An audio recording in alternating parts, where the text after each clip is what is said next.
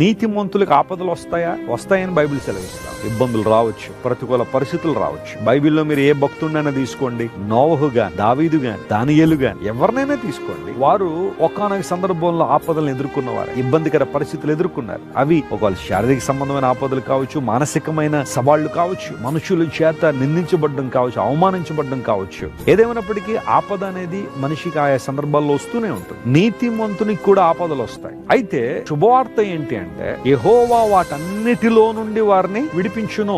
అన్నింటిని అన్నాడా లేదా కొన్నింటిని అన్నాడా? కొన్ని అలాగే ఉంచేద్దాం, కొన్నింటిలో మాత్రం వీరికి విడుదలిద్దామని దేవుడు ఎప్పుడు అనుకోలేదు. అన్నింటిలో నుండి దేవుడు వారికి విడుదల ఇస్తాడు. ఎందుకు అంటే ఆ ఆపద సమయంలో, ఆ కష్ట పరిస్థితుల్లో, ఆ ప్రతికూల వాతావరణంలో నువ్వు మరింతగా ఎదగాల, రాటు తేలిపోవాలన్నమాట. దేవునిలో ఎదగడం, విశ్వాసంలో బలపడ్డ, ఓ సమస్య నువ్వు నన్ను ఏం చేయలేవు, ఎందుకంటే నా దేవుడు నా పక్షాన ఉన్నాడని ధైర్యంగా మాట్లాడే అనుభవాలు నీలో ఉన్నప్పుడు దేవుడు వాటన్నిటి నుండి బయట తీసుకొస్తాడు.